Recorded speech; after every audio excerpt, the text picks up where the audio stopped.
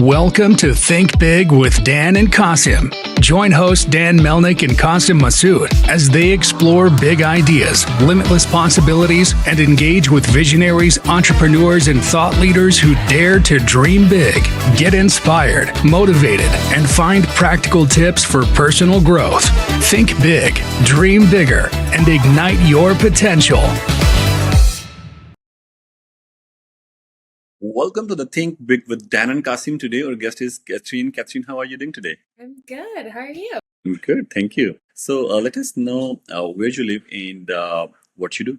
I live in Durango, Colorado, which is in the Southwest. It's part of the Four Corners region. I am the director of operations at Netalico. We're a boutique, multi-platform e-commerce agency. So we work primarily on Shopify sites, but we have clients also on Magento and BigCommerce, and we do everything from UX design and strategy to development. Yeah, and we're a small remote team. We have about 11 people across the US, Canada, and South America. Awesome. So, what inspired you to start this business? Is there any specific reason? Yeah, so I've been with the business for about 4 years now, but our owner and founder, Mark William Lewis, started the business about 12 years ago, and he started Netalico first as a freelancer. He was really looking for remote work before remote work became as big of a thing as it did in 2020, and it kind of started as a dev agency, but then evolved into moving more towards e-commerce. We began to really value those relationships, whereas instead when it was building like a lawyer's website or a bank's website, it was a lot more transactional of like build this project and then the relationship is done. Maybe we'll follow up again for like a couple quick updates. Whereas e-commerce is, a living, breathing machine. Your site always needs to be updating. So yeah, it kind of naturally evolved into that. Started with Magento, and then kind of around the time that Magento 1, like Magento 2 came out. So there was more of a migration from Magento 1. Shopify kind of entered the scene a bit more of a player. So started evolving into that and then expanding services beyond just development, especially with Shopify. It became you didn't need as much like maintenance monthly, but instead you needed a lot more hands-on approach and strategy, and I think a lot more guidance for beginner entrepreneurs that were launching their own sites. So yeah, that's kind of the history of Netalico. And I came onto the team originally as a dual project manager, UX designer, which are pretty different things, but we needed both on the team at the time. And then just really naturally evolved into my role now, which as a small team, director of operations means so many different things. So I manage the full team as well as help support with marketing, sales, partnerships, overall strategy for the business. So yeah, it kind of naturally evolved just as I kept having different ideas and talking with Mark. And yeah, ended up just stepping into this role and taking a lot more leadership on. Awesome. So, when we are talking about the partnership, in fact, this is the beauty of an entrepreneur. That entrepreneurs may wear a lot of hats, and yeah, you are wearing a lot of hats as well, where you are handling the partnerships as well. So this is something going like very popular. People are talking a lot about strategic partnerships. What do you think? Like if the partnerships are more important for the growth of the business or not, and how they can play a good role in this case? Yeah, I think partnerships are really important. It's something that honestly has taken a back burner in the past. I think we were focusing a lot on like within our agency and our clients. And then really over the last year or so, I think we've made partnerships more of a priority. Part of that, I think, comes from just one, realizing and knowing like the e-commerce world is small and making those connections and realizing that you don't have to work in a silo. I think that, especially as a remote team, sometimes you're like, I need to create this entire solution from scratch, when it's really, you could reach out and there's probably 5 other agencies that have dealt with the same thing, or there's a tech partner that has an easy solution. So I think that's something that I've really been focusing on and connecting. And also that we don't have to be the experts on everything. If we're trying to create a connection for subscriptions, like let's connect with our partners at Recharge and see like what can we create? Do we need a custom solution? Is there something that already exists within their platform? Is there something that we can connect between everything? So I think that's been a big area of focus for me. And then also a big area I've been pushing on my team as well. So many tech partners offer trainings, lunch and learns. They come out with monthly newsletters. That's like, great. Let's see what the new features are, because like that could be something great, or it could be something that our clients been asking for and we haven't been able to meet that need. But Exactly. yeah, we can reach out to our partners and figure it out together. Exactly. As long as this is a strategic partner, this is obviously beneficial for everybody. Awesome. So obviously in the field of services, because I believe right now you are in the field of services, you are providing services to the e-commerce solutions, and this is very different than selling a product. Obviously, when you are selling a product, your complete marketing strategy is completely different. But when you are selling your services, this is pretty, you can say, difficult or maybe tricky. So in this case, are you using digital marketing to sell your services, or you are relying on the offline marketing? Because again, this is not something that you will run an ad. I'm selling this in $2.99, and you can just click on a button and buy it. So this is in this case, this is a bit tricky. So how you are doing this? Yeah. So previously, like in previous years, we've actually relied pretty heavily on referrals and just word of mouth. Because we're a smaller agency, we've been able to be pretty successful there on our clients making referrals, or even some partners connecting us with leads. But this year we decided to be a bit more strategic around it. And we actually we moved one of our project managers into our first ever sales role. So that was one big shift. And then also just being more intentional around marketing itself. I think this year we're trying out a ton of different things and really trying to gather as much data and analytics of like what's been successful and what hasn't been. So we've been attending more events. We haven't hosted our own yet. We're mostly trying to, scope out what seems like it's been successful and what hasn't been. We have hosted one webinar and are planning to host another one, I believe, in September. We now do like monthly newsletters to our current clients, partners, and our sales leads. And then we're also exploring outbound marketing sequences. Yeah, really trying all sorts of different things. And we're excited to like really nail down what seems to be the most effective for us. So far, we've seen actually a lot of success just with updates on our website and kind of focusing on blogs and SEO there, as well as also moving in. I know a hot topic as of late for both our clients and for ourselves has been GEO, and how are we optimizing ourselves for ChatGPT and Claude to recommend us. If brands are going on there to say like, who's the best Shopify agency, or who's the best with a UX audit, what can we do on our website, or what can we do with our content to be coming up there?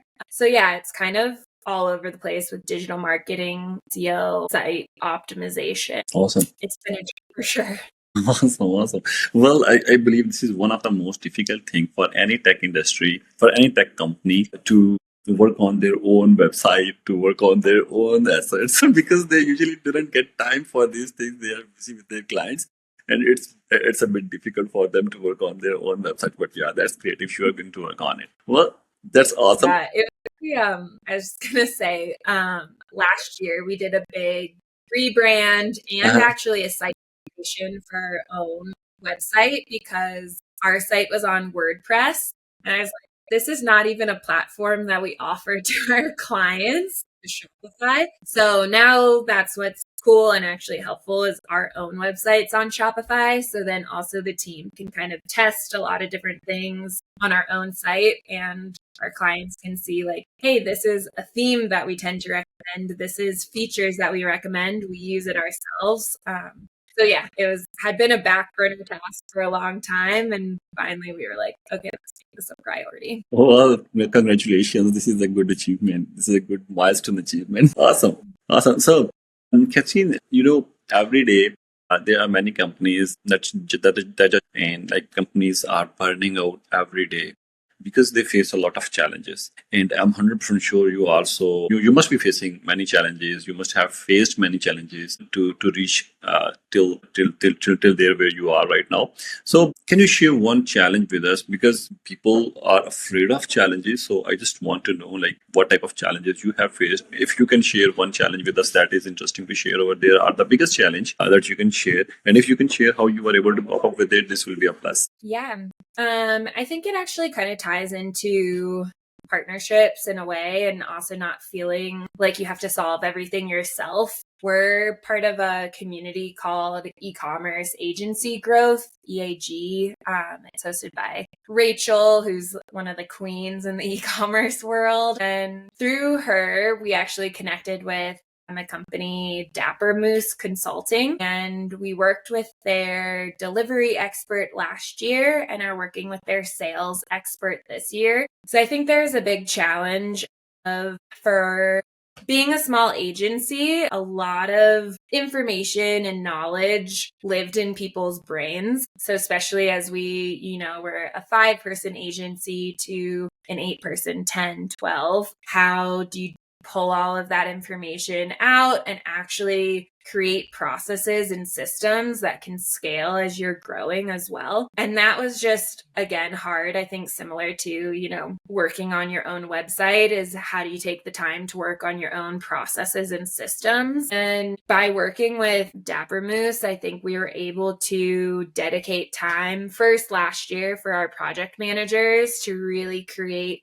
clear systems, what tools we're using. Also, in some ways, eliminate like communication chaos. Some of our clients, we had clients on like 5 or 6 different platforms. We were getting Trello messages, emails, Slacks. It's hard to keep track of it all. So we really scaled down our processes, and then that kind of cascaded down to our full team, which was beyond helpful. And then this year, by transitioning one of our team members to a sales role, I was helping with sales. Our founder was helping with sales previously, but that's not either of our strengths. So in order to set this team member up for success, we started working with a sales consultant. And so that was just really, I think, not feeling like we had to do it all on our own, but instead, how do we connect with other people in the industry to help support us in what we're trying to achieve? Awesome.